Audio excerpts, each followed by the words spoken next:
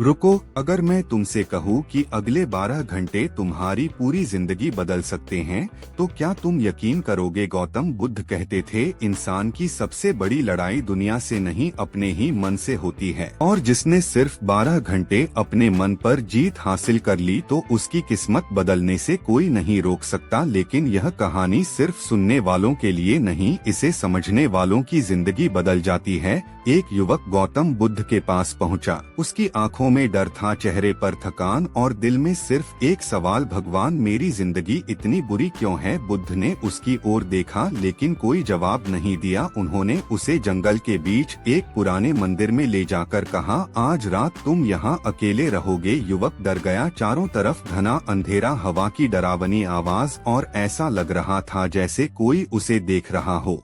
अचानक उसे अपने पीछे किसी के कदमों की आवाज सुनाई दी। वह पलटा लेकिन वहाँ कोई नहीं था। कुछ देर बाद उसे लगा कि एक काली परछाई धीरे धीरे उसकी तरफ बढ़ रही है। उसका पूरा शरीर कांपने लगा, वह भागने ही वाला था। तभी उसे बुद्ध की बात याद आई, जो भी दिखाई दे भागना मत, बस उसे देखना। उसने हिम्मत जुटाई और उस परछाई को ध्यान से देखने लगा। जितना वह उसे देखता गया उतना ही वह साया छोटा होता गया। कुछ ही पल बाद वह पूरी तरह गायब हो गया। सुबह वह बुद्ध के पास पहुंचा और बोला, भगवान वहाँ सच में कोई भयानक शक्ति थी? बुद्ध मुस्कुराए और बोले, नहीं, वहाँ कोई भूत नहीं था। युवक हैरान रह गया। बुद्ध ने कहा, वह तुम्हारा डर था जो अंधेरे में भूत बन गया। युवक चुप हो गया। तब बुद्ध ने कहा, अब अगले 12 घंटे अपने हर विचार को देखना, न उसे रोकना न उसके पीछे भागना। युवक ने वैसा ही किया। पहले घंटे में उसे गुस्सा आया, दूसरे घंटे में पुरानी यादों ने उसे परेशान किया,